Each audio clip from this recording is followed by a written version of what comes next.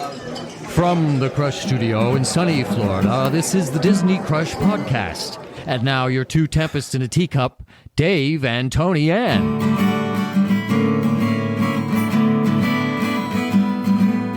On this week's The Disney Crush Podcast, 2024 is coming. What's in store for Walt Disney World in the coming year? Episode 321 with a special guest is starting right now. How special is he? Or her? Or them? Or they? They're okay. They're okay? Okay. So let me tell you what happened. Okay. Let me tell you what happened. I am in a chat with several people. There's several people in the chat. No. And really? Yeah. And I had invited Andy to come on the 5-on-5. And this guest said, "What am I, chopped liver?" And I said, "Well, I was under the impression that you were under contract with Mr. Kurt Stone, that you were exclusive." And he was like, "I'm not exclusive. I'm a crusher." I don't want Kurt to hear he said that, but. Well, I don't think you got anything to worry about, honestly. He doesn't really listen. Kurt doesn't really listen. Because Kurt's never going to listen to this. I mean, we put it out there. He doesn't even listen to the Patreons because we put it out there on the Patreon. We said, Kurt, if you're listening to this, text us and let us know that you listened to it. Right, and he never texted us. Have not gotten a text from him. So that tells me that if he's not listening to Patreon, he's not listening to regular show, which is fine. Right. I mean, I don't listen to his show either, so it doesn't matter. It is what it is. I listen to every episode. Oh, do you? Oh, okay. Do you want to know why? Why? Because I'm like Kurt's Andy Hoffman. Kind of, sort of, maybe. Yeah. He says my name. Oh, I listen when you're frequently. on. Yeah, I listen when you're on. No, but he just says my name. Everybody says your name. He refers to me. Everybody says your name. But so that I'm like Andy Hoffman. I want to hear what he's saying about me because I need to know, because what if it's something bad? That's true. I don't have to worry about that. Or something I need to reply to. Nobody's saying my name, so I don't have to worry about it. Everybody. I mean, maybe behind the scenes talking about everyone's tongue, Dave. Yeah, Dave, that, No. Yeah, but no. Never. No, don't have to worry about that. I'm not in chats. That's another thing. I just stay out of chats. See, chats are a problem. You're smart, because I'm in chats and I'm trying to get my work done, and my phone's dingling, and I'm seeing pictures of people's food and right. You're getting woke up at 2:00 in the morning. You're waking up your husband because Samantha or somebody's texting you. That has happened. Yes. See, yes. I don't have that problem. I don't think I've ever been texted at 2:00 in the morning. I'm going to text you tonight at 2:00 in the morning. Go for it. I'm going to mute you. I'm going to block you. Block me. I'm going to block you. Absolutely. So by the time this podcast comes out, Christmas will be over. So I hope you had a great Christmas. Merry Christmas. Happy New Year. Happy holidays. I hope that our party on Saturday went great. Our family gathering. Okay. I'm assuming that it did. That's good. I'm assuming that it did. I'm assuming everybody got what they wanted, that everybody's partners gave them big Disney gift cards, which is what, Is that what you get? Want. Is that what you get? Do you guys exchange gifts? Do you and No, Rich and I haven't exchanged gifts. No, because what happened was when we first got together, we had no money when we first got together. I wasn't a nurse yet. He wasn't. And we just, he had his lawn service, and I got pregnant with Michael right like a month after we got married. So I was working for a company and they went out of business while I was like 7 months pregnant. And then I had Michael, and Michael had special needs and he needed help. So I stayed home with Michael. So that was like our first 2 years of marriage. And so we kind of made a deal back then that Christmas was about the kids, and we weren't gonna exchange gifts. And every once in a while, but yeah, I got that one year. I got that gigantic picture that hangs over my fireplace that people think, "Oh my God, you two are crazy," but I love it. It's like I love it, but it's a lot though. It's a little out there, but when people don't know us and they walk in the house and they see this gigantic picture of us kissing over the mantle, it's a lot. But it's me and him. That's how we are. Hey, at least you both have your clothes on, so that's good. So right now, we just got new blankets. Like, do you and Veronica share one blanket, or do you have your own blankets? Okay. this is a contention in our problem we've been having lately because it's getting a little cooler.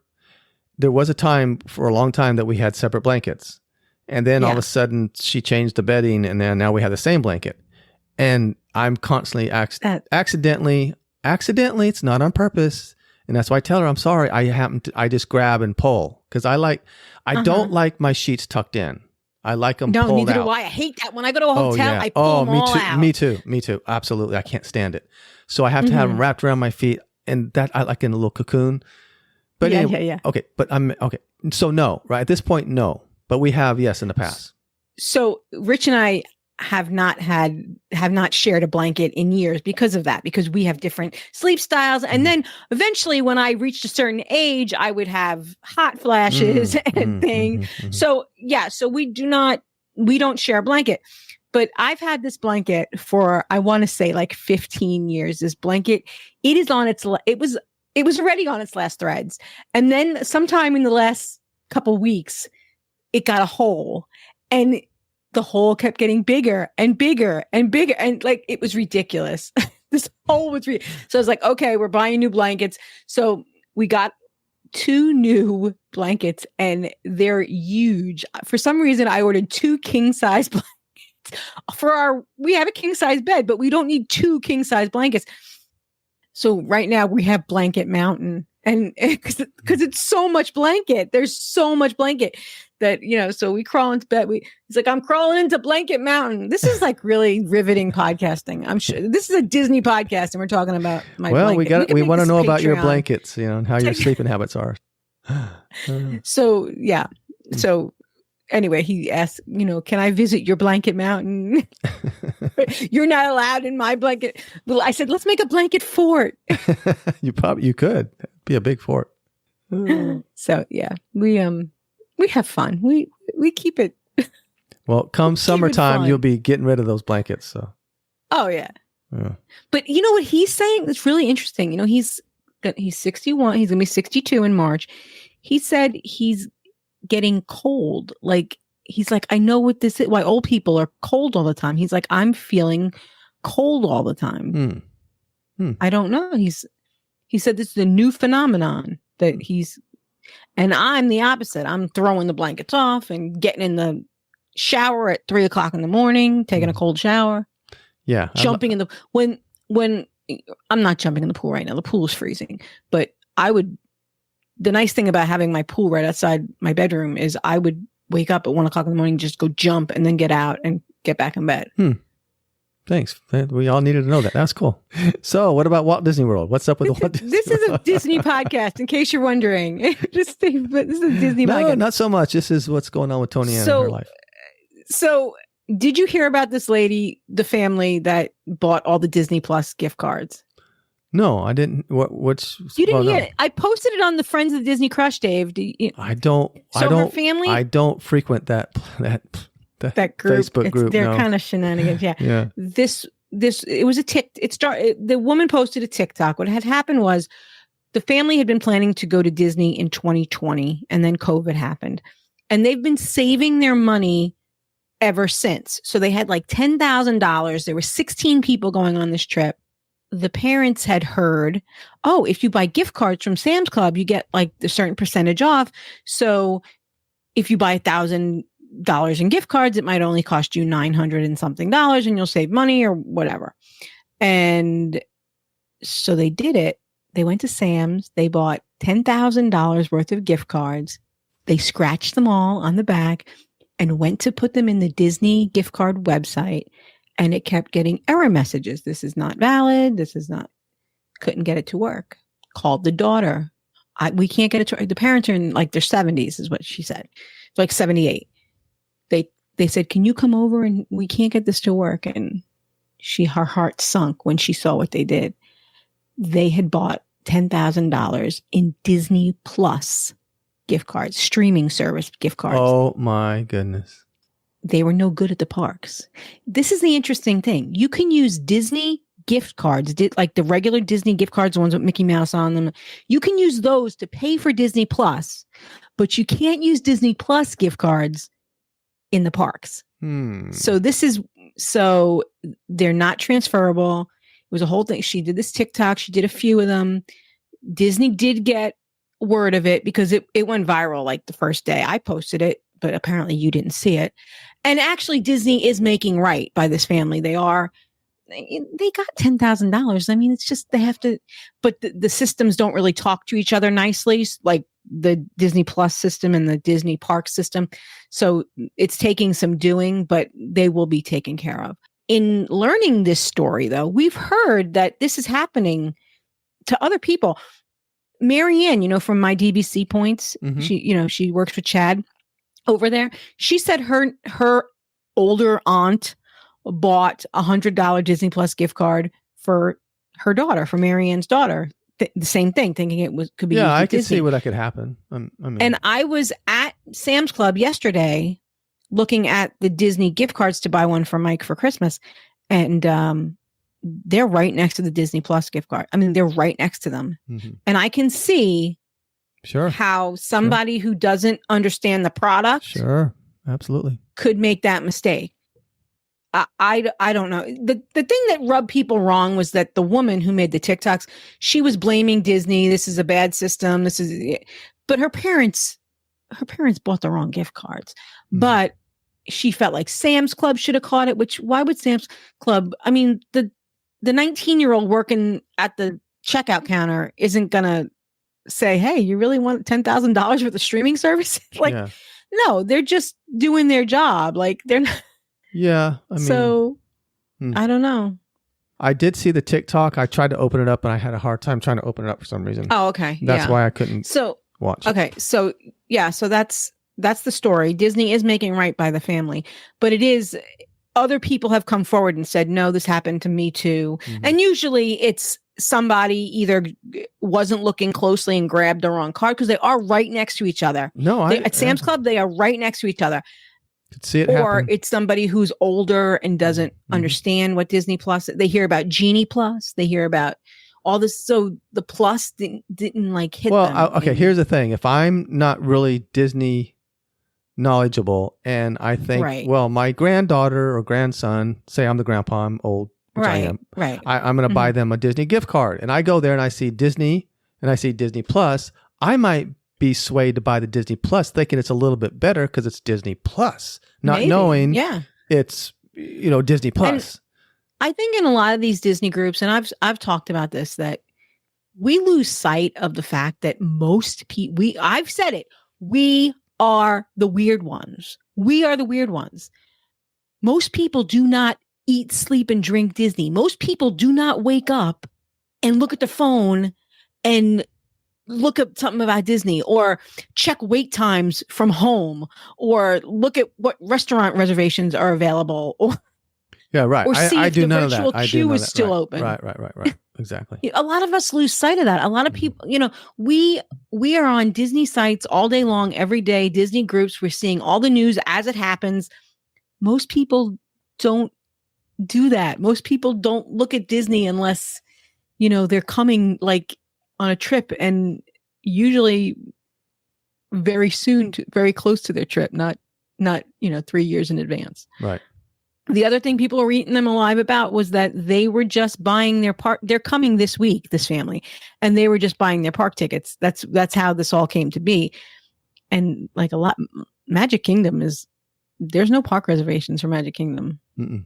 It's going to be tough, but I have a feeling that they're going to do just fine. Disney's probably going to take care of this family because of the publicity. Yeah, but I would think that if anybody, not just because of the publicity, but if you had a problem and you accidentally did it, I would think that they would correct it for you. Say, look, I made a mistake. I don't want Disney Plus. I want Disney. I made a mistake. Can we reverse this? It's a problem. It's because it's taking, like, this particular family with the $10,000. I think Disney's making this exception, but I don't think they can do this for everyone, because the woman is saying it's a process that they have to, because the systems don't talk nicely to each other. And you need to find somebody come on, if you go in and you accidentally buy $200 or $300 worth of Disney Plus by accident, thinking you were buying Disney, I would think that if you just made a few phone calls, they'd be accommodating and say, look, yeah, we get it. It took more than a few phone calls for this lady.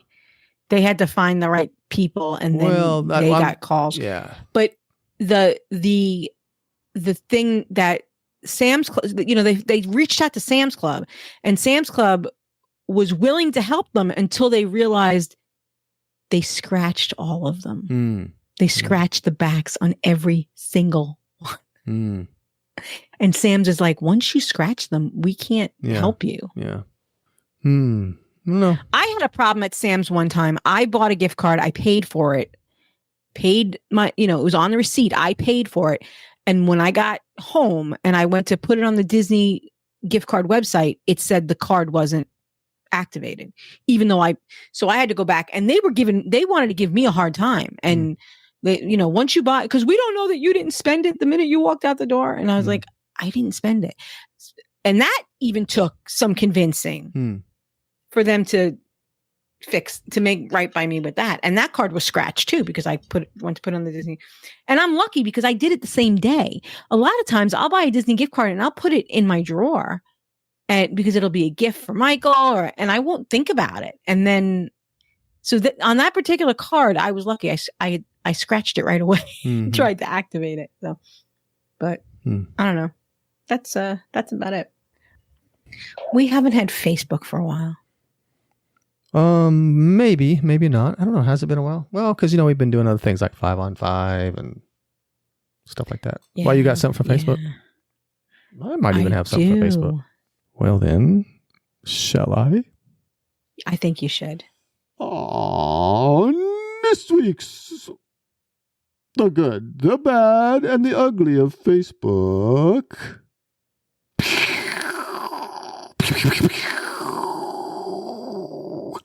With a little bit of Merry Christmas in there. Bing. Bing, bing, Oh, bing, my bing, goodness, bing, bing, bing, bing, bing, bing, bing, bing, bing. Let me see if I still have it, because it looks like they deleted it from Facebook, and I had linked to it. I need to not do that, because that would be really sad if I didn't screenshot it. Then I'm in trouble. I think I don't have that anymore. Was it a good one? Was probably a good one too. It was the one I sent to you, and you tried to join the group, and oh yeah. You sent it to me, but I couldn't see the post, like what the post was about. Well, it looks like the post got deleted. Well, here I have one. Okay. Bringing our 6-month-old to Magic Kingdom this weekend. Anyone have any tips, tricks, or musts for while we are there? He is obsessed with Mickey, so that meeting is a must. But just curious what else we should make sure that we definitely do. Photo op tips welcome as well. Thank you. Are you going to say something mean about taking No, I'm not going to say anything mean. Absolutely. I'm not going to say anything mean. I'm going to die on this stroller right here. Okay. He's a 6-month-old. I doubt that he's obsessed with Mickey. You may be obsessed with Mickey, but I doubt he's obsessed with Mickey. He's 6-month-old. I bet if you painted a rock with the colors of Mickey and floated it in front of him, he might Google and gaga and kick his legs and all that good stuff. But it's not because it's Mickey. It's just because it's an object in front of him. He's 6 months old. So yeah, get your pictures, do all that good stuff for you. And then you can show it to him when he's like 10 or 15 and everything will be cool.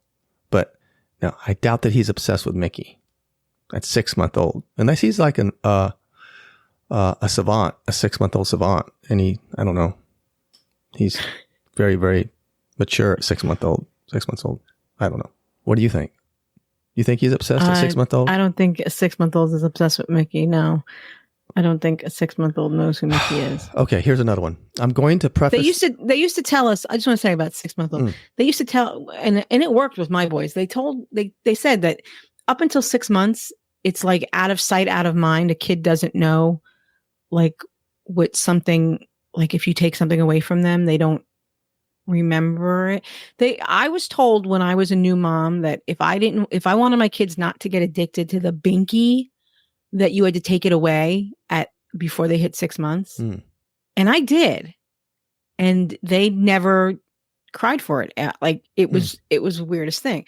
So I guess that's true. So what are you saying? They should take Mickey away from them, and they wouldn't. No, I'm saying that if the kid's 6 months old, he probably doesn't really know who Mickey is. Okay, that's my point. Exactly, my point. Okay, here we go. Here's another one. I'm going to preface this post by saying I'm a Disney adult without children, and I absolutely have no idea how to parent. Well, okay, there you go. But I have seen a ton of newborn babies at the parks this holiday season, as in not a chance they are over 4 to 8 weeks old. Again, I don't know when it's safe to take babies out in the world, but I can't help but think that taking a newborn to Magic Kingdom in the pouring rain and 60-degree weather is a wise choice. We saw this several times this last weekend. Parents out there, please tell me that it's safe and I'm wrong, and that these parents aren't risking their babies' lives just to see Mickey for Christmas. If it's safe, I can start saving my dirty looks for people who rightfully deserve them. Laughing out loud. Okay, first, I think. Go ahead. No, it's taking a kid to the daycare or the grocery store or wherever is just going to be just as bad as taking them to Disney. Maybe daycares are gross. Yeah, they're probably worse than Disney because you get all the kids grabbing the toys in their mouths and But right, and Francine that they hired off of Craigslist just changed Sally's diaper, and then she's walking over to Johnny and changing his diaper. So they're transmitting, Yeah. Well, I'm a nurse. That's the way I think. Yeah, but I get it. Yeah. So no, Magic Kingdom is probably better. You're probably better off. No offense to Francine. Yeah. But here's my thing. I know. Okay. I know what you're going to say. Why are you even taking a 4 or 8 month old?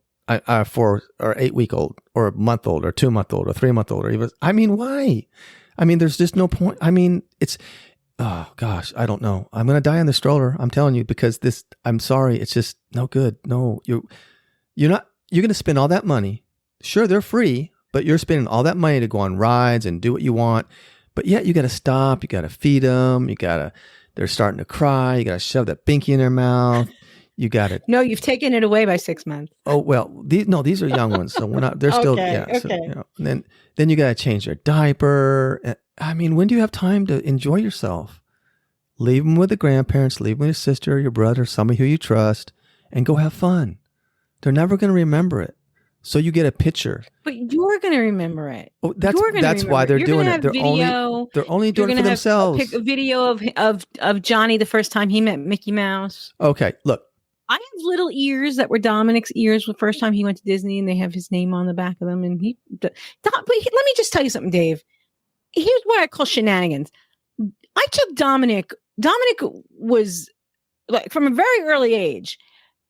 And we did things when he was 7, 8, 9 years old. And I talk to him now and he's like, I don't remember. I never did that. Yeah. I don't remember that. See, so then you could say it about any age. Because these kids, No, I don't remember. Dominic remembers like nothing from like before he was 15. Well, okay.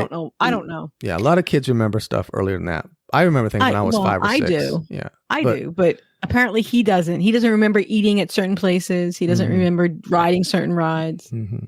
Yeah. So, but my point is, if I'm 6 months, if my parents show me a picture of me and Mickey when I was 6 months old, my reaction is going to be, okay, all right, It's not going to be like a memory that I remember. It's not for the baby. It's not your memory. It's mom and dad's memory. Okay, but really, is it though? Is it that big of a? Yeah, really? I think it is. And I think now with video, I always advise parents of young children to do video. Forget about the still shots. Let the PhotoPass photographer take the still shots. You take the video, because I missed good interactions with Michael because I didn't take video. Remember that time Baymax was dancing with him? I'll never forget that. Yeah, but that's different. He's older. That's different. We're talking, Baymax is not going to dance with a little 4-week-old or 8-week-old. No, I know, but my mother-in-law, she would not take the kids to Disney until they were potty trained. Oh, I know. She would leave the kids with other family members. Right. I know and that. I say the same thing. Look, wait till they're potty trained. Wait till they can walk on their own for a long period of time without being in a stroller. Who wants to push a stroller around? I've done it. It's no fun. Who wants to do that all day long? And then I was so happy when I was done with the stroller. Yeah. Who wants to do that? Happy. The kid's never going to remember. He's not, him or her or them, they're not going to be mad at you when they get older. But I have the cutest pictures of Dominic on Dumbo. And okay. And when he looks at them, does he get really excited and go, oh my gosh, Mom, thank you so much for taking me? don't care. I get excited. Really? You do? Yes. Wow. Oh my God, yes. I see pictures of my kids when they were with Mickey when they were like 3. I'm like, whatever. It's not. Well, it's because you have a black soul, maybe. I do, and I don't like fireworks either. So there. I know you don't. I do. Oh, maybe that's. Maybe I'm. I am. I'm. Yes. I'm in trouble. Yep. Yes. Let me see. I'm scarred. Probably. I'm so sad that I lost this. I always screenshot them, and instead I saved the link, and the post got deleted. It's okay. I'm I got so your back. angry. I got your back on this one. So I know, but this was a good post because the person was what they were talking about was they stayed at the Grand Floridian, and I'm just paraphrasing here because I don't remember exactly what it was, and they felt very uncomfortable. The other guests were like turning up their nose at them, and they felt the staff was a little on the snooty side, and they've never felt that way at the Poly. Or they said they've even stayed at Riviera, which is very, up there. And they never felt that way at Riviera. They never felt that way at the Poly or the Beach Club or the Yacht Club. But the Grand Flow left them, I don't know. They felt it was cold and snooty, I guess, is what they said. I don't know. And other guests chimed in the same thing, that they would never stay there again. That Really? They would rather stay at the Contemporary or the Poly or over on Crescent Lake. So I just thought it was interesting because it's going to run you a lot of money to stay there. And if you could afford to stay there, nobody should be turning their nose up at you, as far as I'm concerned. Yeah, but I don't know why they're turning their noses up at them. They were just, I mean, I don't know. That's just I don't know weird. if they weren't dressed. I don't know. Every time I've been to a deluxe resort, I've always, and just walking through, not even staying there, but we just went to visit for some reason and to the gift shops or to go see something, and we walked through. We've always been pleasantly. Oh, very comfortable. Yeah, they've always been very nice. All the cast members. I tell you how I felt when I would go. I felt almost like they thought we were staying there because they were being so nice. That's the way I felt. Like they don't know that I'm not staying there. I'm just walking through though. But they were treating us very nice. So I don't know. I don't know. Maybe it was because they were pulling around those little babies or something with babies and little 6-month-olds and 2-month-old babies in strollers. Maybe, Dave. Maybe that's what it was. Poopy diapers, smelly poopy diapers or something. That's what it was, I'm sure. Oh, I'm hearing about the lights at World Celebration, the new area at Disney, and that they pressure wash those lights, and some of them are out already, and they don't have any plans to fix them, even though they're brand new. There are no plans to fix them? Come on. Yeah, no, they have no plans to fix. I guess it's too expensive, or they'd have to close. Oh, stop it, the Disney. area they just opened. I think they're just low on the maintenance staff and they can't fix them. I don't know. I don't know. Jeez Louise. Who's Jeez Louise? Why do we say that? I don't say that, so I do. I'm not. What really is sure. Jeez Louise? I don't know, dude. No, that's Cheese Louise. Jeez Louise. I want Jeez Louise. According to Oxford English Dictionary, meaning and use: surprise, dismay, or exasperation.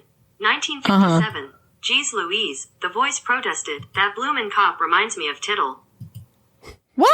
What? Okay then. Okay. I have no idea what that means. That blooming cop reminds me of Tittle. All right, if you say so. Why do people say Jeez Louise? Jeez is a shortened and to some less blasphemous version of using the word Jesus as an okay, blah, blah, blah, blah. Okay. It's usually used to express exasperation. Well, of course, duh. That's something we already know. People don't want to take the Lord's name in vain, so they use that instead. Yeah, exactly. Okay, so don't take the Lord's name in vain. Just say Jeez Louise. I think that's probably what they're trying to say. That's what they're trying to say. Okay. Yes. Are we keeping this in? I doubt it. I may. Okay. It all depends. When I'm recording and I'm like listening to it, I'm like, that's not so bad. Then afterwards, it's like, maybe I should have taken. I just don't know. See, I don't listen to the podcast after I'm done, so I don't know. Well, see, there you go. You should call me and say, dude, what you have a couple times, man, you didn't take that out or you left that in? Really? Jeez Louise. I can't believe that I lost that interesting face. Let it but go. Yeah, that Let was it go. it. It's okay. That the lights are broken. Mm-hmm. The Imagineers made these elaborate lights and displays, installed them, and said to park management, "You figure out how to maintain them." Says, just throwing this out there for anyone who might be thinking of making a special trip to the new World Celebration Gardens at Epcot. Some sort of miscommunication happened after hours with pressure washing the giant Epcot logo in the center. Yeah, a few of the lights went out. This person made it sound like it wasn't working at all. And then other people replied, I was there last night and yeah, there are a few lights out, but it's not the way this person's making it sound. Mm-hmm. But apparently, yes, they really did break it. Pressure washing it, I guess. They didn't know how to maintain these lights. So the person who posted it was exaggerating, evidently. Well, this person says it's terrible to look at, but other people saying it's not that bad, but there are a few lights out. And that one I'm saving for when our guest comes on because I want to talk to him about it. About what? Facebook? No. Well, it is, but it's yep. Oh, and look, speak of the devil. There you go. Oh, right on cue. Yep. Yep. So let's bring our guest on. So if you haven't guessed who our guest is, okay, the hat's on straight. So I'm assuming it's Glen tonight. That it's Glen, the geek, who has graced us with his presence. You wanted a responsible character on tonight, right? And we can call my cousin. He's just down the street. Yeah. I prefer him. So, but that's okay. Yeah. So what I was just telling Dave was that I saw a review by our favorite blogger, Mr. Tim Tracker, about the Summer House, which newly opened at, he's not a blogger, he's a vlogger. My favorite vlogger, that he really enjoyed it. It's going to be his go-to place at Disney Springs. Now, I had heard from my friend Glen Kessler that the location in Maryland was not that great. We've eaten there a few times and had subpar to downright awful experiences every time. And then when I heard the news that it was coming to Disney Springs, I went back about 3 weeks ago and gave it one more shot. We got brunch. I brought the kids. We got a wide array of options. And again, everything was pretty subpar. Well, it's getting rave reviews. So maybe it's a different, would be having a different manager. It's being run better. I don't, maybe this is like a flagship location and they're trying to make it, I don't know. I want it to be good. I love what their advertising that they make. I love that their cookie bar that they've got. I love all the options that they purport, and the aesthetics look nice in the restaurant. But I've just found, and I'm really judging it only on the food quality. So I'll just tell you real quick. I got a eggs Benedict, which I love an eggs Benedict. This time they decided to put it over hash, over a potato hash. And that sounds great. Tiny cut up little pieces of potato. Well, they cut them so small that when they cooked them, they became like little grains of sand. They were super hard. And it was not pleasant on the mouth. It didn't have any taste or flavor. It was, very, very, very bland, very, very awful texture. I didn't think that they understood it. And even my kids got the pancakes, blueberry pancakes. They didn't finish them, and they always finish their pancakes from McDonald's or something like that. So, very, very shocking. That's weird. Yeah, that's pretty bad. We gotta try it ourselves though. If you mess up a pancake, that's pretty bad. So, David, our topic tonight is what is coming to Walt Disney World in 2024, according to Josh right now, because we can't really trust that everything that they say is coming in 2024 is actually going to come in 2024. No, and in Disney fashion, they pull this stuff up and give you like a week or two notice. Oh, by the way, in 2 weeks, this and this and this is coming out. Well, can you give us a little bit more warning and give us time to maybe plan a trip? No, they just throw this stuff at us and it's like, really? Come on. Well, yeah. And they also pull things down so quick. I really don't feel like I got to experience Harmonious. We saw it that one time from a side view, and that was it for me. And then it was gone in a minute and a half. I know we'll talk tonight about its replacement, but I hope it sticks around for more than a year. Get to know it. I don't know.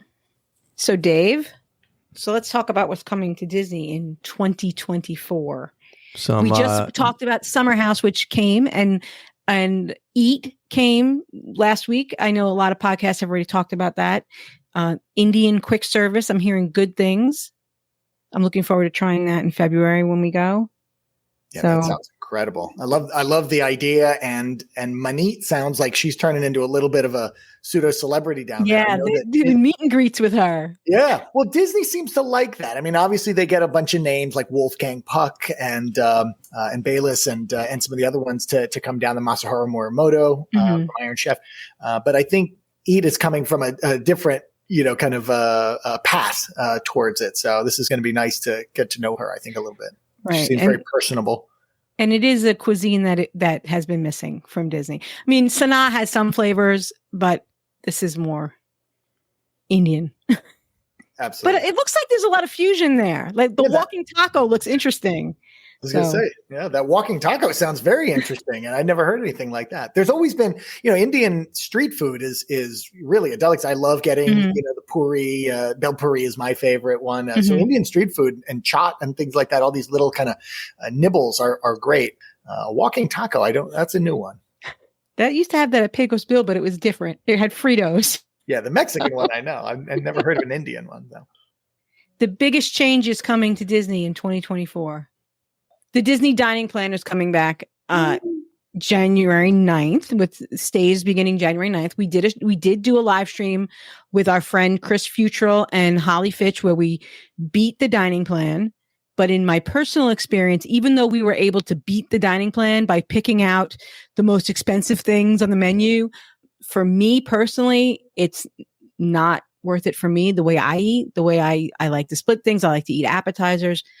And I like to have more than one alcoholic beverage sometimes. Dave, I know you and Veronica also feel it's not worth it for you the way you guys eat either. Yeah, no. Glenn, what say you? I've gone on that other podcast and talked about it like profoundly. I do not think it is a good idea. Not only do I not think you make any money on it, you don't actually save anytime the all-inclusive idea. It doesn't take any longer. It's no different process to give your credit card or your magic band or give your magic band that has this dining credit on it. If you're worried about the money, you are losing money probably if you are buying the dining plan and not doing all of that homework to figure out what you have to eat. You are losing money on it. And when I have used it in the past, I've felt like it's one more stressor, one more obligation, one more thing that I have to keep present in my mind when I'm trying to be on vacation. No, I don't. I don't enjoy it on any level. So that's right. And people talk about liking the prepaid aspect. If you like the prepaid aspect, do the gift cards. Just don't get Disney Plus gift cards. Get Disney Parks gift cards. Yeah, that's something that people say they like that prepaid feeling. But everyone who I talk to who likes the prepaid feeling is usually doing that because they are budget conscious, right? So the reason that you're budget conscious is that you are trying to spend less, I would think. Yes, but you're spending more. Like, let's be honest, you're spending more than you would if you bought pretty much anything you wanted to, even if you splurge on that lobster and that steak, 2 of your nights that you're there, 3 of your nights, 4 of your nights. But if you're not doing it every night, you're wasting money. You're because one night you might have pizza, one night you might have chicken wings at the lounge, and so you're not spending $100 every night. At least the way I do it. It's just a lot of food. Maybe I don't want all that food. It was worse when it was 2 snacks a day because it was usually like my family we'll get, like when there's 4 of us, we'll get 2 pretzels and that's enough. I don't need 8 pretzels a day, Right. So, but now it's they cut it down to 1 snack. So, and did you guys go over the numbers? I mean, to be fair to those who still, after our glowing reviews, want to get it. Yeah, we have a live stream. It's called Beat the Disney Dining Plan. Excellent. And it was featuring Chris and Holly, and we can put a link to it. But, absolutely. I mean, for some people, I know the Austins have said that with the little kids, with the character meals and the price fix meals, that it is worth it for that. But I don't like those meals. I don't eat there I might eat one of those meals in my trip. I won't eat there every night. Yeah, I was surprised actually as I was doing research for tonight to compare the 2020 price, which is the last time they had it, and the 2024 price. Obviously, the adult prices went up. You know, it looks like $2 for the quick service and whopping $16 more for what they're calling the standard dining plan. That's the one with the table service. But the kids' meals went down. Really? Yeah, they went down $2 for the quick service and $1 for the table service one from 2020 to 2024. And it still appears to have the same level of entitlement. So if you do have a lot of kids and maybe you're a solo adult, that might help to mitigate the costs. Yeah. I think we found when we did our research that the quick service plan actually wasn't that bad, especially since they added the alcohol.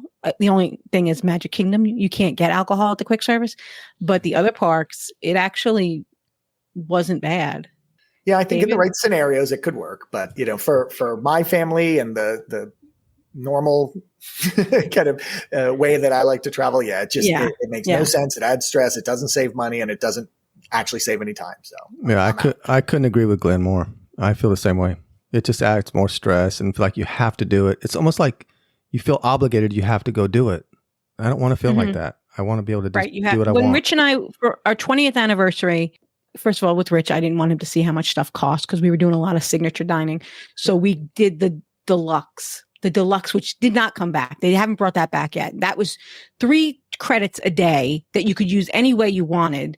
So, because we would do signature dining every night for dinner, and we would eat lunch or we would eat breakfast, and we would be full, and we keep pushing our dinner. But we were eating dinner at 9:30 because we were so full from lunch, even breakfast, because it was so much food. Because with the deluxe plan, it was an appetizer and an entree and a dessert. And it was just too much food. I think with the increase in vomit-inducing rides Disney's added, this is why they've taken that one away. Too many biohazard cleanups. Yeah. But yeah, we ate good for that weekend, but you know. All right, David. Park reservation program rules are being suspended for date-based tickets. Mm-hmm. What's up with that? But not for annual pass holders. Most of our friends are annual pass holders, right? So that's an important detail to really highlight, is that we don't actually get this benefit. But Josh, he loves his, Bob Chapek loved his annual pass holders more, but the thing that's interesting is they said about the virtual queues. So say you have a regular park hopper ticket, you don't have to make a park reservation. At 7 a.m., you can make either or. You can either do Guardians or Tron. You can't do both at 7 a.m., which you can't do anyway because of the time, the seconds that it takes. But then at 1 o'clock, you have to be in the park. Yeah. So, but now you can hop. That's the second piece of this. You can hop anytime. You don't have to wait till 2 o'clock. So if you go to Magic Kingdom in the morning and you do Tron, and then you hop to Epcot before 1 o'clock, you can get on that virtual queue too for Guardian. That sounds like a plan. Or vice versa.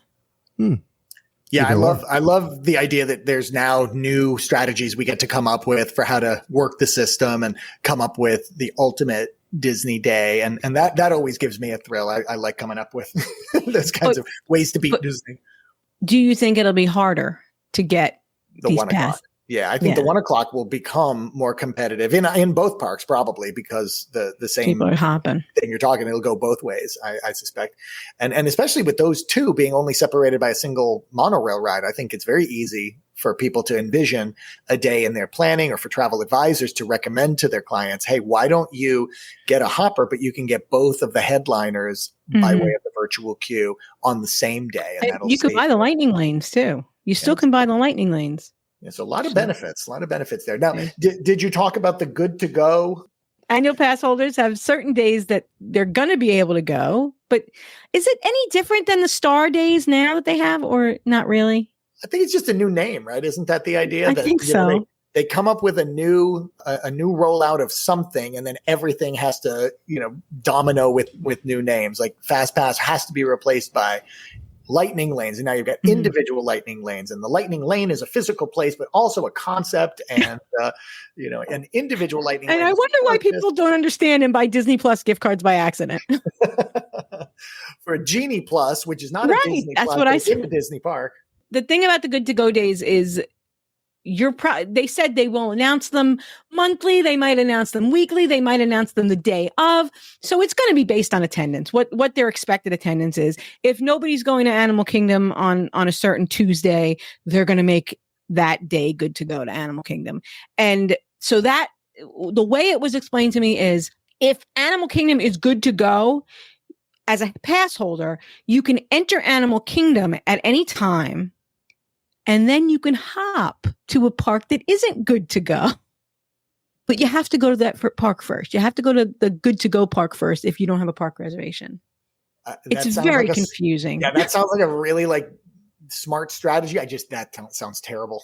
Actually, just ride buses around to all the different places and move around. And the same thing with park reservations. You could make a park reservation. You can't get into Magic Kingdom. You make a park reservation for Epcot, you go tap into Epcot, you turn around and get on the monorail and go to Magic Kingdom. It really, I guess it's no different than it was before. It sounds like a lot, but I don't know. We used to do it. We'd go to the parks and ride one thing and hop over to the other park. We would do that. Right. You forget that, but we used to do that all the time. Mm-hmm. We still do that. Mm-hmm. We do, but most people don't. Yeah, but I do think you're right. The more things change, the more they stay the same. They've got new names. They've got, they've taken something away. They give it back. It sounds new. It's really the same as it used to be. And I think, we've proven over the last 4 years how adaptive we can be and how we can take in new information and roll with it. At least, those who listen to podcasts and educate themselves into what's going on. I think the lay person, the Disney, kind of novice who just thinks they're going to go on a vacation. I think this is all just incredibly confusing, and to have things changing so frequently, it's a little bit head spinning, but hopefully, there's enough education going on through travel agents, podcasts, the internet and such that, and then those wonderful customer services, guest experience cast members that they can. Oh yeah, those ones. Yes, I thought you meant the ones on the phone, but no, the ones with the blue umbrellas are great. Yeah. So I realized something, and I wanted to ask you Dave, I don't know if you have any interest in this. Now that park hopping is open and free as of January 9th, any interest in doing the Parkeology Challenge where you ride every ride in a day? Because now it's a lot more realistic now than it was, especially now that you could buy guaranteed admission to those hard to get rides, and you could time those. You could know what time you're going to ride Guardians or Flight of Passage or Seven Dwarfs Mine Train. What do you think? Would you ever do that? To me, that's just too much work for me, honestly. Even the 4 park challenge, I did it once and I'm like, okay. Well, so I went to 4 parks. Okay, big, whoopee-doo. I know a lot of people get into it. I'm not, if you like that, that's fine. But, now in where I'm at with Disney is I honestly don't ride that many rides anymore. I might go every now and then and ride a certain ride. But honestly, it's more about just the experience now and the memories with friends and just hanging out, honestly. So, but try just doing it for a challenge maybe or something. I think the bragging rights are pretty cool. I don't know. I'd be up for it. I know I'm very goal oriented. I like to kind of set my sights on things and achieve them. And this does sound like something, and it was something I had wanted to do, but you can't do that when you're traveling with kids or family units. And then there was this short window when a solo trip actually was a solo trip for me. And that was a great time to have done it. And I didn't do it. Right. Now solo trips are not solo trips anymore. If there ever are solo trips. There's so many friends of ours who are always in the park, but yeah, I would be up for this, but I do think a lot of those kind of parkeology or those kind of ride everything in the parks. I think they frown upon using some of the lightning lanes. Yes, and things like that. yes, So they do. And there are different levels. If you use this, that like there's like the gold standard. And then depending on how many hours the parks are open, there's different bragging rights. So if you accomplished it and the parks were only open 8 hours, or if you accomplished it when the parks were open, till midnight, you're not given the same street cred. If you do it when the parks open from 9 to 9, that's really great. If you do it when the parks are open from 8 to midnight, well, you're still cool, but not as much street cred. Right. Street cred. But there's a whole strategy to it, because like certain things like the Liberty Bell and the Main Street vehicles are only open certain hours. So you've got to get those in first, and then you've got to hop to other parks, and it's just crazy. Well, I'll be honest. I mean, part of what I love about Disney, and I think what a lot of people love about Disney, is that it is a massive but still finite world that we get to learn about and become experts at. And inside of that, I think some of these games that we can play, like how to do this strategy, or like we were talking about earlier, how to maximize your hopping or maximize your virtual queue access. I think these strategies are kind of exciting for us. And I know, that I still have a part of me that is interested in thinking of the parks in that way, instead of just a really fun area to meet with my buddies and have food and drink and some laughs. I would be up for this. If ever, I have a trip that might accommodate it, I'd love to try it. And I don't know, as we talk about this on a podcast, of course, there's always thoughts of, will we get a group together to do this? And that could be fun too. I think the more people you have, the harder it would be, though. Yeah. And stressful too, I would imagine. Right. You'd have to be because Andy has to go to the bathroom, and Kessler rule number 1, Andy knows it. When one of us goes, all of us go. And so Andy's been part of that. He's traveled with me and my family before. And so, yeah. So hopefully we can at least get rid of that. But yeah, you got it. We mentioned him, Dave. Uh-oh. Of course you did. And now he's going to call you or text you. He's going to manifest. One thing that we talked about last week, Jackie was talking on the 5-on-5 about Genie Plus. One thing that Disney kind of quietly said, but hasn't given any specifics on, is that they're going to introduce some element of Genie Plus that you could buy ahead of time and pick a few things ahead of time. Kind of like it used to be with FastPass, I guess, where you pick your 3 in advance. But that's all they said. They didn't say when. They didn't say how. They didn't say how much. They're going to charge for it. We don't really have any information. So it's really hard to speculate. Yeah, more of that Disney blue sky talk, right? Something might be coming. What are your thoughts on this? Let's float this so it softens the detonation of this bomb when we actually set it off and say, yes, it is coming. You asked for it. You've been hungering for it. And that'll be $15 a day. The official press release said they've listened to guests who want to plan with Disney Genie Plus service and individual Lightning Lane selections before the day of their park visit. The company has expressed that it's now working on a way for guests to do this in 2024. And that is all they said. Nothing else. Working on it. Yeah, well, this business model they have with Genie Plus, it's never going to go away. It's a pay to play. Just make more money, they're going to do it. So this is just another way of them kind of making you feel like you're getting what you're paying. You're getting something for what you're paying for. Like you don't feel so bad. Like, oh, okay, I paid $25 for this or $20. It's all just so, like Glenn was saying, the learning curve is just so extreme for so many newbies. And I feel bad for people. I feel really bad. Dave and I were talking before you came on, Glenn, about that I have to remind us every once in a while, we are the weirdos. We are the ones that eat, sleep, and drink this, and most people don't. And most, we talked about that story this week with the Disney Plus gift cards, and a lot of Disney fans were like, "Oh, they're such idiots! How could you do that?" But no, most people are not us. Yeah, I read that article. It's a very easy mistake to make. And so if you don't eat, sleep, and drink Disney, you don't know how to work the Genie Plus, and you don't know how to do the Lightning. I see people, I feel bad for them. It's 7:05. They go, I just went on and I can't get a Tron. I can't get it. It's like, yeah, because you had to be on at 6:58. So It is tough. It is tough. Yeah, I read through that article, that Disney Plus article, and I'm reading it fairly quick, and boom, blitz right past. I was like, okay, what's the problem? They bought $10,000 worth of Disney gift cards. Oh, that tiny little plus there changes everything. And luckily, I think Disney made it right. It sounds like they took the cards back and gave her what they were actually looking for. But yeah, the level of understanding and nuance, can you imagine you're getting ready for your trip, and now you've got to make one more decision. Do you want to pay $5-10 extra to book it the night before, or a day before, or a week before, or do you want to do it on the morning? Okay, now I got to think about this. What are my plans for the night? It's just one more mechanism to go haywire. Us weirdos, we're not going to have a problem. Well, like just going back to what you were talking about, Glenn, you find ways now to incorporate trying to ride certain rides more often or earlier. It's just part of the game now. It's almost like a game we're playing with Disney. Okay, you going to pull this on us? But if you want to do that parkology, going back to that parkology thing, I'll just sit in a lounge somewhere and just cheer you on. We'll meet you at Nomad.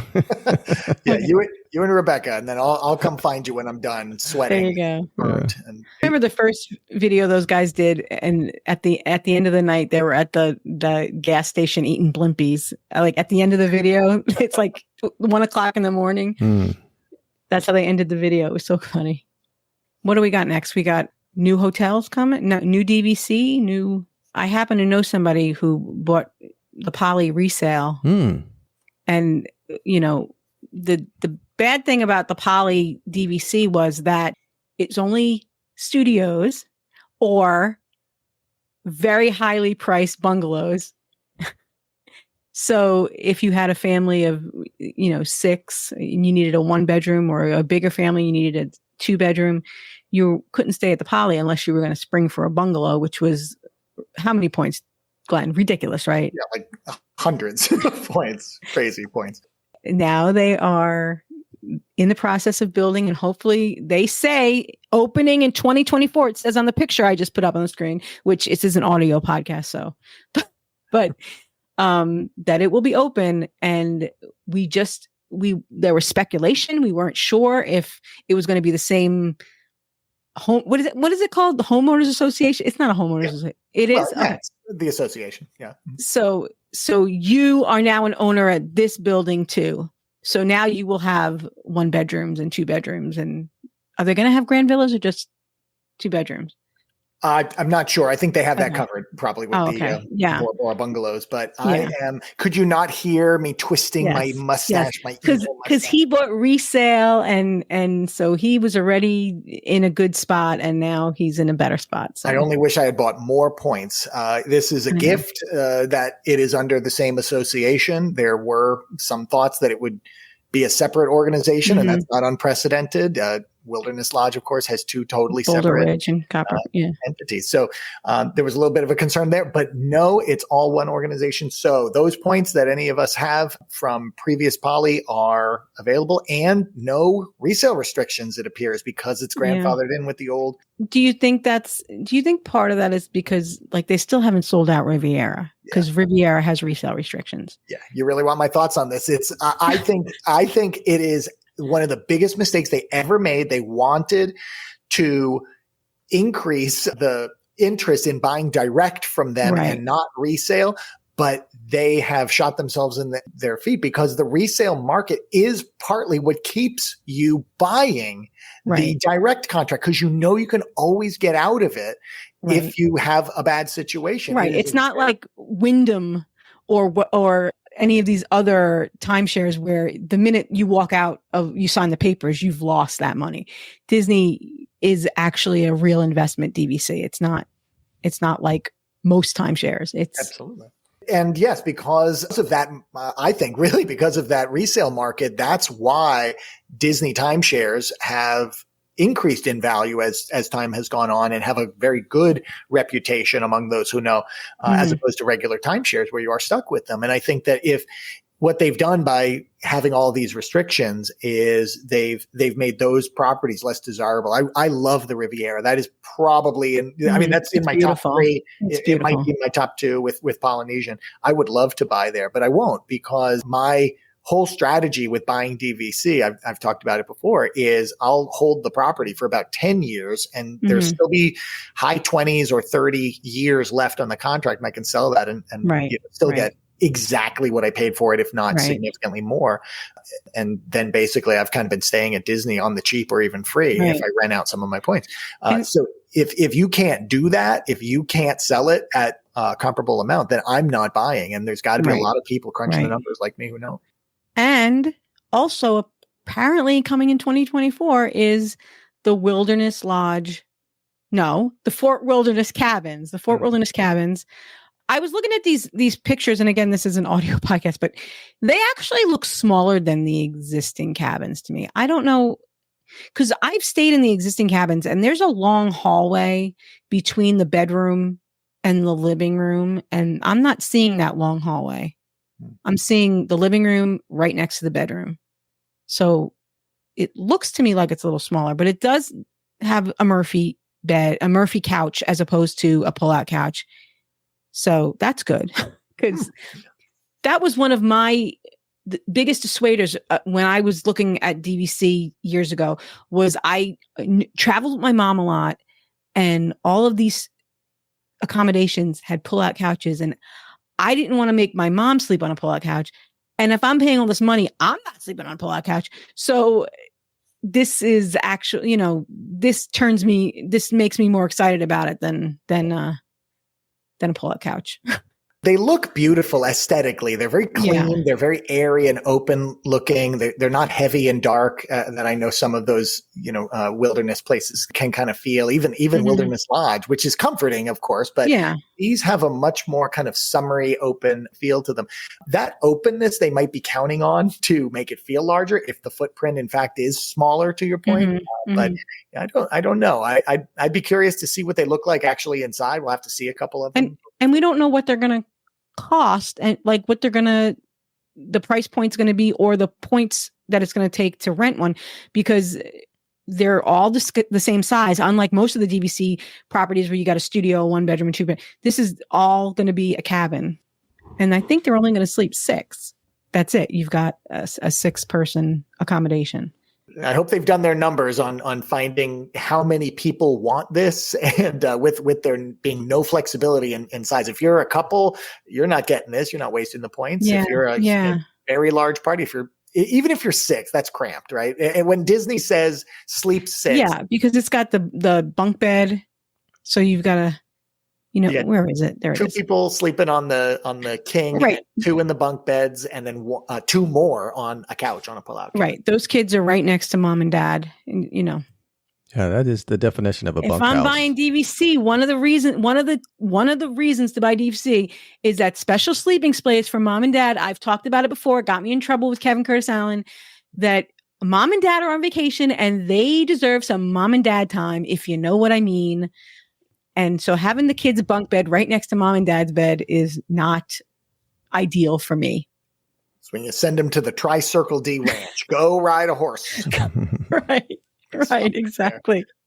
And that's all I'm going to say about that. But then you have the whole thing about most of the DVC properties, most of them, not all of them, have a convenience factor in that they're very close to the parks. You've got Skyliner, you've got monorail, this is going to have boat transportation, but it's still not as convenient because of just the layout of Fort Wilderness. It's so big. You're going to have to either rent a golf cart or use the buses to get to where you're going. That's kind of a deterrent too, I think, for a lot of DVC owners. Because one of the things people love about DVC is they can stay in the action. They could stay where the action is. And so, well, what they should do is put the treehouse floor plan over there. That would work. I hate the treehouse floor plan. Really? Oh no, I love it. I don't know. Separate rooms. Yeah, on other side of the. Oh well, separate rooms. Yeah. Can't please Tony Ann. No, I know. Yeah.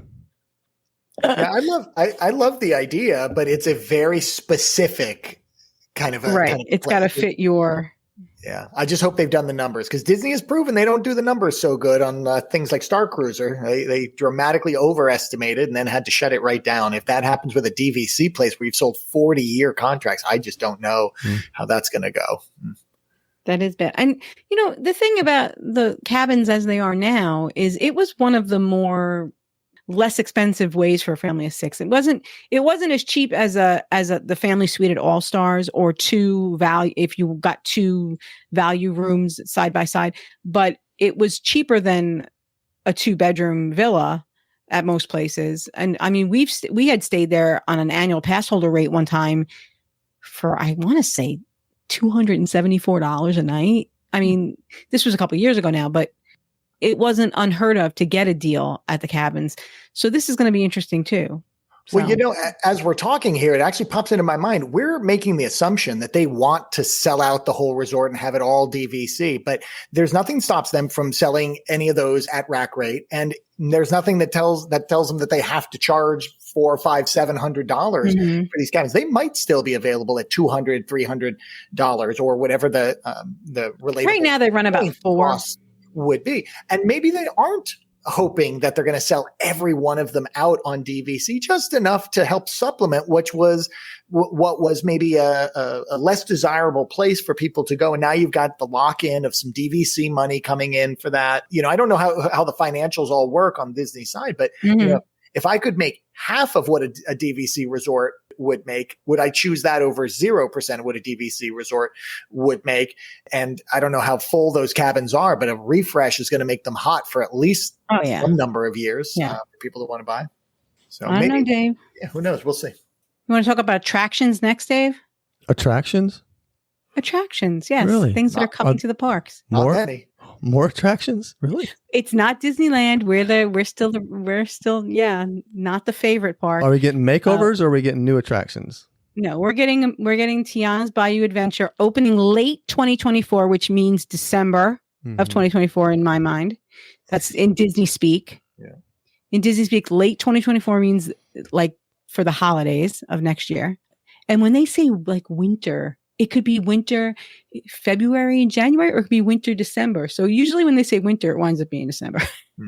So, but this is late 2024, Tiana's Bayou Adventure, replacing in the footprint of what was previously Splash Mountain. We have seen some pictures coming out. Looks beautiful.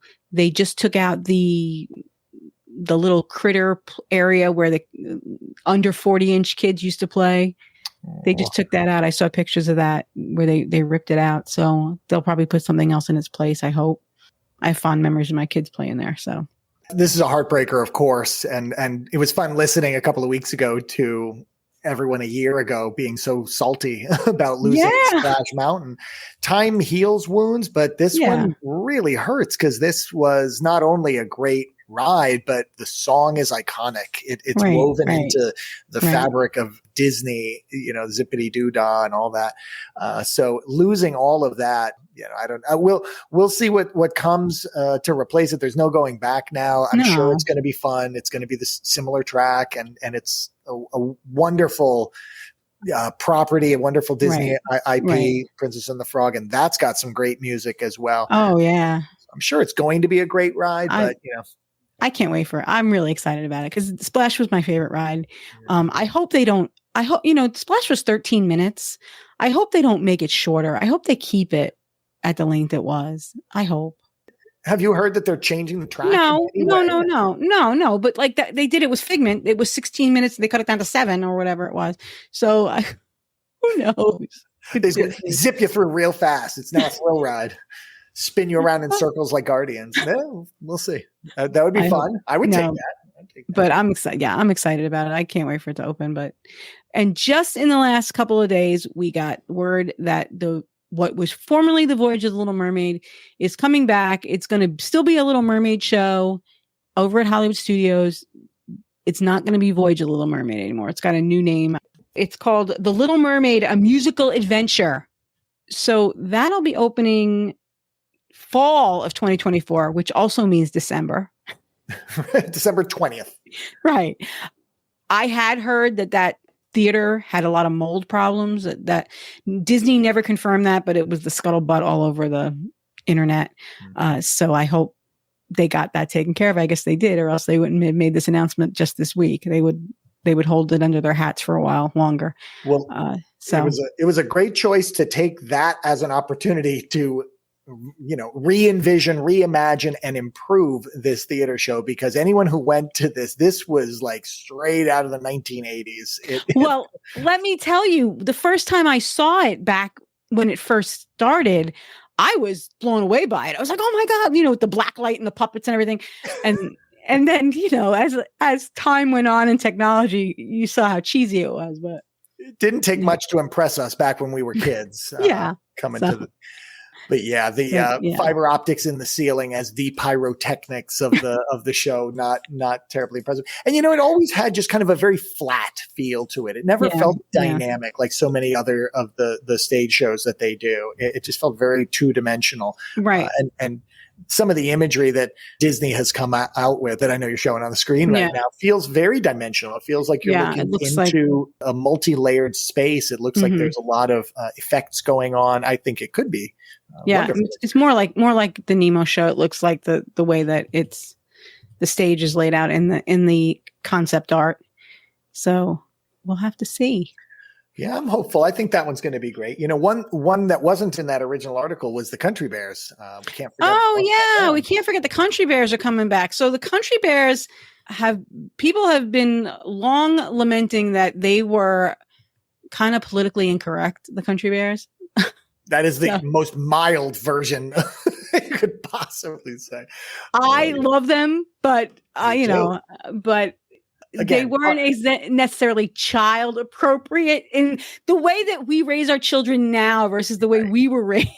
I was going to say thank you very much, because that show is nostalgia for me. That's the only reason I'm upset about it. Like, I don't know if I came to it as a 40-year-old if I would say this is great, but I think 5 and 8-year-old Glenn just loves knowing that he got to come and hear those silly stories and songs, those raunchy songs.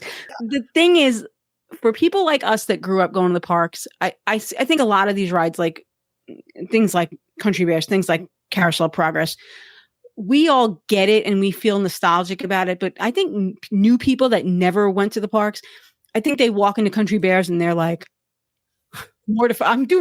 It's audio. I think they're mortified. They're like, what? I have my 4-year-old here and they're talking about guys turning them on. Like, I don't know. Yeah, it was probably time. I remember going to that. I've been to that show probably 3 or 4 times since the announcement of Splash Mountain, just thinking, this is the last time I'm seeing this Barred show. Time. I'm seeing this show. And and some of the mechanics could be improved too. The animals that are over on the right, that you can hear them blinking so loud, just clapping their eyeballs open and shut. The tiki birds kind of suffer from that as well. Oh yeah, they click clack too. Don't you touch my tiki birds, Disney. Do not. I will. They already did that once and had to bring them back. Oh yeah.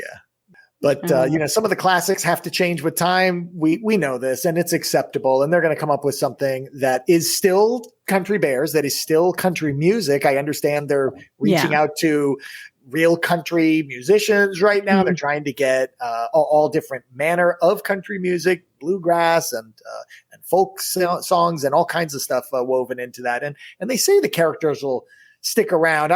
I think they're probably going to look a little different, don't you think, Tony? Yeah, and they changed. Well. They changed. I think Liver Lips' name, which makes me sad because I love Liver Lips. I think they changed. I have it here. I had the picture. I just don't know where. I was pausing because I thought you were looking for something. I am. I'm looking for the picture. Liver Lips. Where are you? There he is. Liver Lips McGraw. Romeo McGrowell. Oh my god! They changed Liver Lips' name to Romeo McGrowell. I guess that's less offensive. I don't know. I mean, we're gonna get ourselves in trouble if we keep talking about Country Bear. Yeah, but Teddy Bear is still going to be there, and Trixie's still going to be there. But good. Thank goodness. Because big swinger. Come on up and see me sometime. The last of the big swingers. Oh, right. Boy, everything has changed in its meaning over the decades, hasn't it? So, or who knows? Maybe we're just finally getting hip to what the Country Bears. Right. We were kids. We didn't know what that meant to be a big swinger. The big swingers. Come on up and see me sometime. Yeah. All right. Country Dave? Bears. Blood on the Saddle. Right. What about Mama Don't Whoop Little Buford? That one. I mean, I think you should shoot him instead. You that can't is say not that. cool anymore in this day and age. No. Really, it's been quite a few years. You should. Yeah, probably shouldn't have been saying it in 1971. Right. Yeah. So. But anyway, I digress. Something we talked about Epcot opening everything, but actually it's not all open because the Communicore is still not open, which will be the festival center as far as I've heard, and the characters are going to be back there, Mickey and Friends. We're going to just have to see when that opens, but they said 2024. They originally said 2023. They said all the walls will be down by 2023. That did not come true. We got most of the walls down, but Communicore is not completed. And when I do the monorail over it, it doesn't look anywhere near completed. I don't know. Yeah, it looks like I-beams just a little bit at night. No, it's not close. Which is what, like, I remember when they were building the Swan Reserve, it looked like that forever. And yeah, so that's what it still looks like. Well, maybe that's the time-consuming part. All the fancy window dressing takes an hour. I guess so. See. Yeah, I'm looking forward to this. Communicore, at least they're keeping the name of old Epcot. That's a hopeful little nod to the past. I hope there's something edutainment-like in there as Epcot continues to change and be re-envisioned. And this is a smart change for more green space, more kind of relaxing spaces.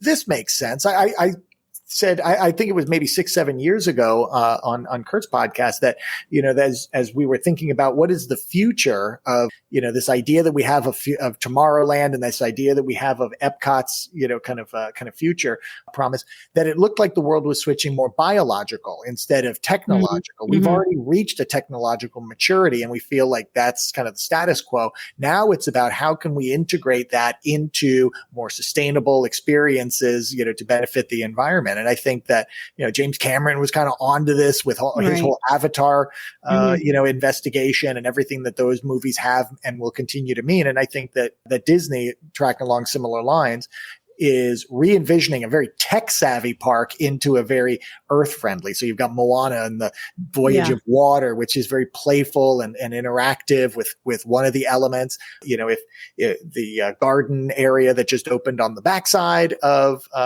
Spaceship Earth, of course, we have that much larger area on the front side of Spaceship Earth.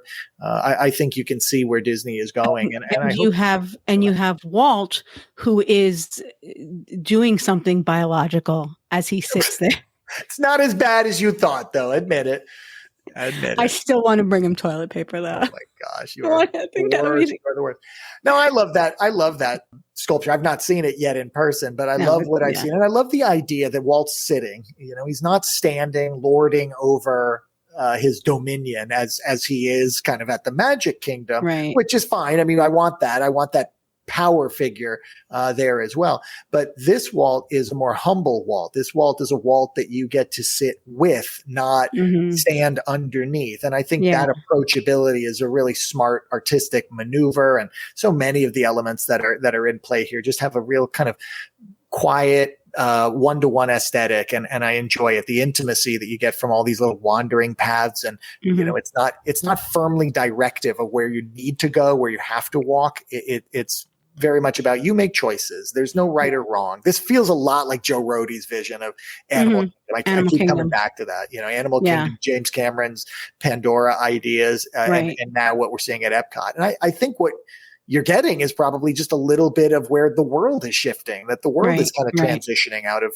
of that into more sustainable, kind of relationships.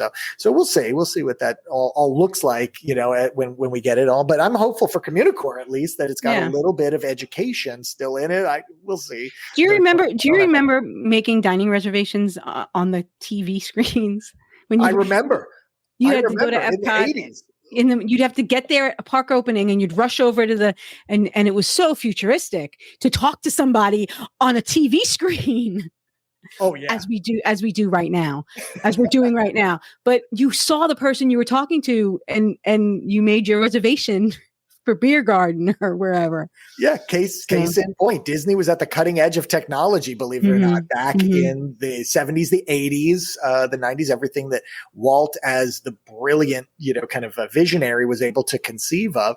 And then when, I won't say it's when Walt passed, because the vision had many other iterations, but you've seen what happens with Steve Jobs at Apple. They haven't produced a new product since Steve Jobs passed, and maybe the new vision, that they're coming out with will be their new product. But there is a brain drain that sometimes can happen when you get a genius's ideas have kind of expired, and now you have to go on in a different direction. So, that they're not going to stay at the cutting edge of technology, I think. So they're pivoting into a different arena, which is one that they probably can do much better. Another one of Walt's visions, believe it or not, right, was sustainability and the environment. He was very big in this with the Sierra Club and giving back to the wetlands.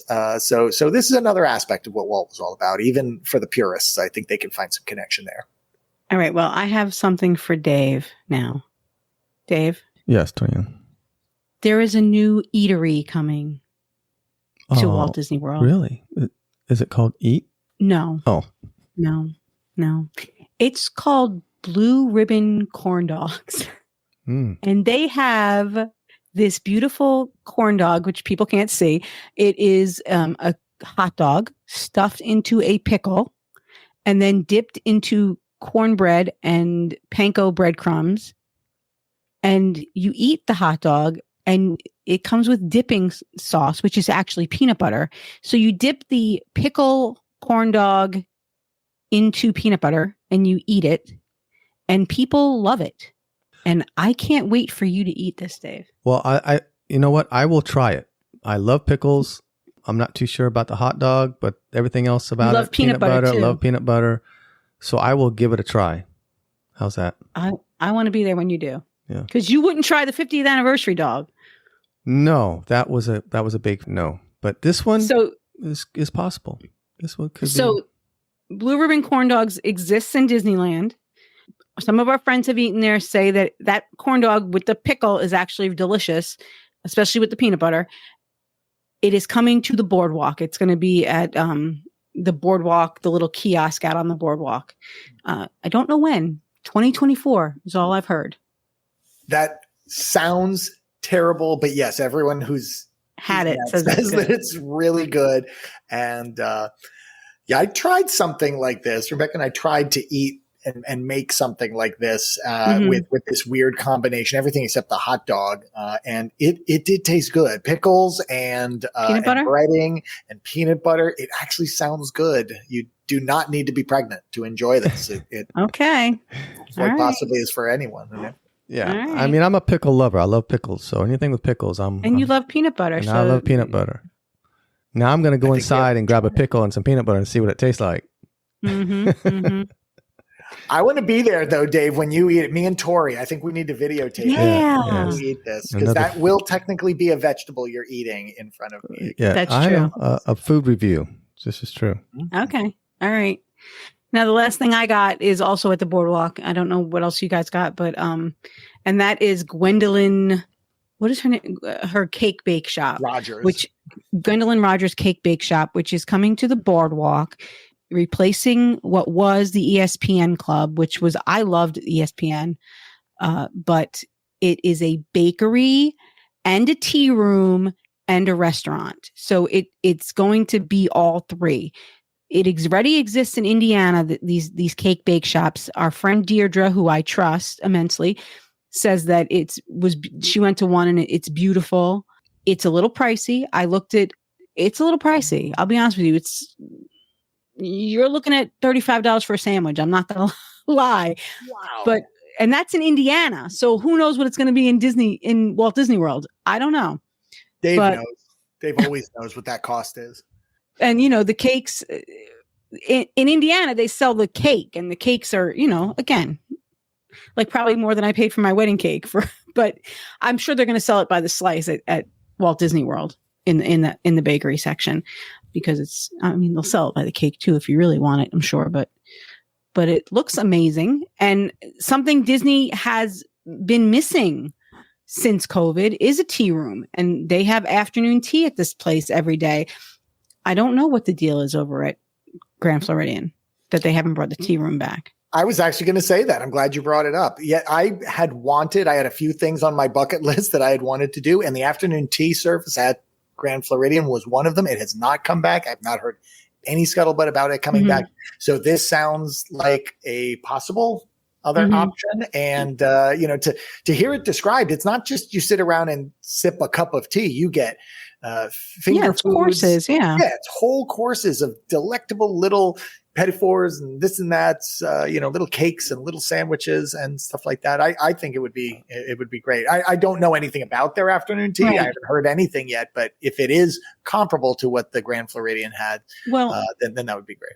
I'll be honest with you. I used to go to that tea every year for Mother's Day with my mom at the Grand Floridian. And the last few years that we went, it had gone down. It wasn't as good as it, like the sandwiches would come out and the plate would be cold and the sandwiches, like the bread would be, so you could tell they were made ahead of time and just thrown in the fridge. So, it'll be interesting. It'll be nice to have a new location. We'll see. I'm just seeing what they charge for the tea in Indiana. It's good that there's a track record that we can look at. They have an all butter pound cake for $68. So there's that. Afternoon tea. Here we go. Okay, so that's comparable to what we're paying at Grand Floridian. Afternoon tea, $65 a person, and children's tea is $45 a person. That's Indiana prices. I don't know that's not going to be higher in Disney, but that's actually less than I paid at the Grand Floridian the last time we went there. Yeah, I want to say the Grand Floridian one was about $100, wasn't it? Yeah.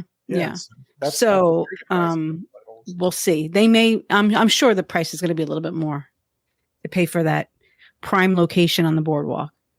We'll see. Is there anything else? I think we got everything, right? Well, I know those are all the things that are coming out in 2024, but there are so many things that came out at the end of 2023 that a lot of people haven't experienced. I'm still looking forward to seeing Luminous. I want to see what that show is all about. I can't wait to see the Hatbox Ghost, which just came out. And of course, that new area with its planter at Epcot. I'm really excited. You're excited about that planter. I know you. So excited for that. I can't contain myself for that. But yeah, I'm looking forward to, seeing a lot of these new changing things. And I'm sure there will be more surprises that will be announced in 2024, just like we were saying at the top of the podcast, that Disney will say, hey, in 2 weeks, this is changing. And here you go. Right. So exciting. That's how Disney does us. Yep. Well, Dave, what are you looking forward to? Everything.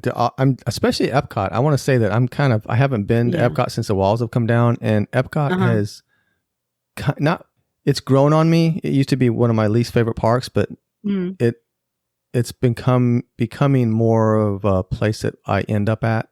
So I'm looking forward to getting over there and checking it out, all the new stuff. And I really want to see Moana at night. I know it's a small little area, but I really want to see that at night. Yeah. And the new fireworks show and the Hatbox. Yeah, everything. There's so many new things. I'm thankful for Disney for doing this, for doing some of the things that they're doing. It could just be the status quo, just leave it the same, but they've decided to do some changes, and I'm excited for that. Right. So I know that we complain a lot about that we don't get stuff, but I guess this program just proved that we do get stuff. Yeah. I just like to complain, I guess. It may not be an e-ticket attraction every year or every 6 months, but there is always change and improvements happening at our beloved happy place. And I'm excited to walk into new restaurants and travel to new walking paths and new experiences and theater shows. It all counts for us. So bring it on, Disney. Can't wait for 2024. Well said. I'm thankful for them too. I'm thankful. I can't wait to get back. I'm just thankful that we can do it. We're still healthy enough. We can still get over there. We're able to do it. And I think maybe because it's been a while since I've been, I'm really itching to get back over there. Yeah. You haven't been there. Yeah. It's been a while. You were G3 was last, right? Yeah, I think so. We got to get you over there. I'm going in 2 weeks. Why don't you come with me, Michael? Well, we'll see. Maybe for the day, maybe. All right. Well, Glenn, thank you so much for coming on.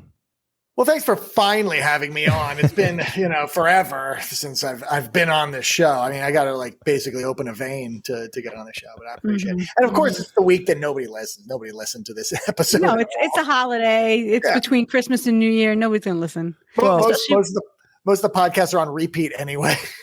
Here's an oldie goodie from 7 years ago. So. Well, you really should thank me because Tony Ann said she didn't want to have you on, and I insisted that she had was. I hate that guy. Yeah. I know. See, that's why the ornament's on its way to you, Dave. I don't know about that. Oh, there you go. Well, right, Glenn, thank you so much for finally joining us because, I hound him every week, come on the show, and he goes, no, I got to go on Kurt's show. So I'm going on my DVC points this week to see Chad. So he gets around. So there you go. Wait till he finds out how much we're charging him for him coming on tonight. Yeah. He'll get the bill. Get the royalties from the other one. This is terrible. Right. All right. There's no ornaments coming for any of them. Okay, good. All right, Tony. Anything else, Tony Ann? I don't think so. All right. Glenn, you got anything to push? Any kind of side hustles? Side hustles. No, I'm getting texts from his friends right now. So asking how he's doing. How's it going? Yeah. I'm not to keep him up too late. I've just been told. True. Yeah, that's what. Good friends. All right, guys. Thank you so much. Love you guys, and we'll see you next week. Happy New Year, everybody! This is our New Year episode, so Happy New Year, and we will see you next week. Bye.